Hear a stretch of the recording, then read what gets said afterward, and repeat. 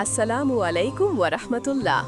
প্রিয় ভাই ও বোনেরা, আশা করি আপনারা সবাই আল্লাহর রহমতে ভালো আছেন। নামাজ শেষ করার পর আমরা আল্লাহর দরবারে হাত তুলি, মোনাজাত করি।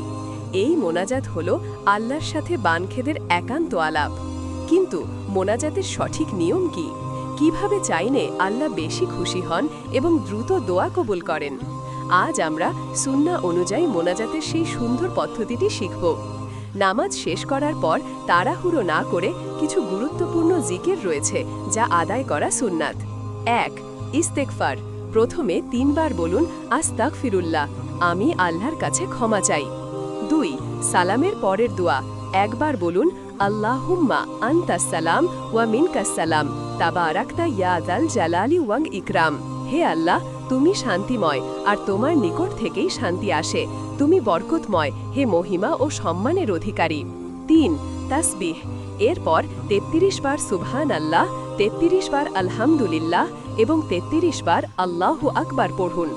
এরপর একবার লা ইলাহা ইল্লাল্লাহু ওয়াহদাহু লা শারীকা লাহু লাহুল মুলকু ওয়া লাহুল হামদু ওয়া হুয়া আলা কুল্লি শাইইন কাদির পড়ুন। এবার মোনাজাত শুরু করার পালা। দোয়া কবুলের সম্ভাবনা বাড়াতে এই আদবগুলো মেনে চলা জরুরি। ১. কাঁধ বরাবর ২ হাত তুলে কিবলামুখী হয়ে বসুন। মনে রাখবেন, আল্লাহ লজ্জাশীল, বান্দা খালি হাতে ফিরিয়ে দেন না। ২.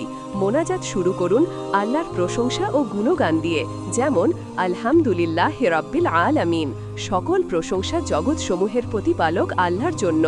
আপনি নিজের ভাষায় আল্লাহর নাম ও সিফাত উল্লেখ করে প্রশংসা করুন। ৩.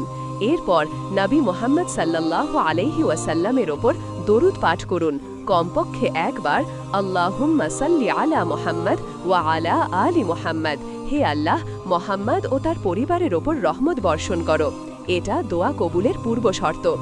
এখন আপনি আল্লাহর কাছে চাইবেন। চাওয়ার সময় এই বিষয়গুলো মনে রাখুন। ১. নিজেকে পাপী ও দুর্বল বান্দা হিসাবে উপস্থাপন করুন। মনে করুন আপনি আল্লাহর মুখাপেক্ষী, তিনি ছাড়া আপনার আর কেউ নেই। ২. আপনি বাংলা, আরবি বা আপনার মাতৃভাষা যে কোনো ভাষায় দোয়া করতে পারেন, আল্লাহ সব বোঝেন। ৩. প্রথমে নিজের জীবনের ছোট বড় সকল পাপের জন্য ক্ষমা চান।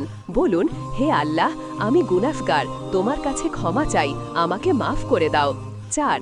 কোরআনে বর্ণিত একটি শ্রেষ্ঠ দোয়া হল রব্বানা আতিনা ফিদ দুনিয়া হাসানাহ ওয়া ফিল আখিরাতে হাসানাহ ওয়া কিনা আযাবান নার। হে আমাদের রব, আমাদের দুনিয়াতে কল্যাণ দাও এবং আখিরাতেও কল্যাণ দাও, আর জাহান্নামের আগুন থেকে আমাদের রক্ষা করো। এই দোয়াটি পড়ুন। ৫. এরপর আপনার সুনির্দিষ্ট প্রয়োজনগুলো আল্লাহর কাছে পেশ করুন, যেমন সুস্থতা, রিজিকের বরকত, নেক সন্তান, ঈমানের ওপর অবিচলতা, বাবা মা ও পরিবারের জন্য শান্তি। আল্লাহর কাছে চাইতে লজ্জা পাবেন না, কারণ তার ভাণ্ডার অফুরন্ত। ৬. দোয়া কবুল হবেই, এই দৃঢ় বিশ্বাস নিয়ে চাইতে থাকুন, অস্থির হবেন না। মোনাজাতের শেষে আবারও দরুদ শরীফ পড়ুন এবং ২ হাত মুখে বা শরীরে বুলিয়ে নিন। প্রিয় দর্শক, নামাজ ও মোনাজাতকে অভ্যাস নয়, বরং আল্লাহর সাথে আপনার প্রেমময় সম্পর্ক গড়ে তোলার মাধ্যম হিসাবে গ্রহণ করুন। মন থেকে চাইলে আল্লাহ কখনোই ফেরান না। ভিডিওটি ভালো লাগলে একটি লাইক দিন এবং অন্য মুসলিম ভাই বোনদের জানার জন্য শেয়ার করুন। আর এমন ইসলামিক আলোচনা নিয়মিত দেখতে চ্যানেলটি সাবস্ক্রাইব করুন। আল্লাহ আমাদের সবাইকে সহিভাবে ইবাদত করার তৌফিক দিন। আমিন। আসসালামু আলাইকুম ওয়া রাহমাতুল্লাহ।